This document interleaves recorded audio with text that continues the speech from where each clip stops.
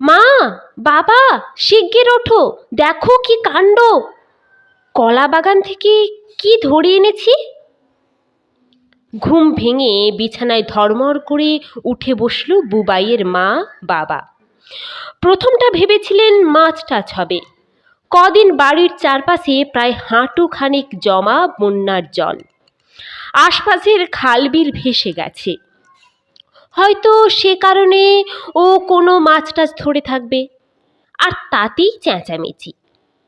কিন্তু যা ভেবেছিলেন তা নয়।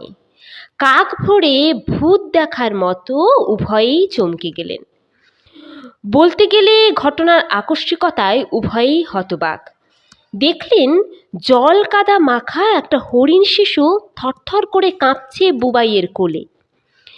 বুবাইয়ের বাবা চোখ কপালে তুলে বললেন, এ তো একটা হরিণের বাচ্চা,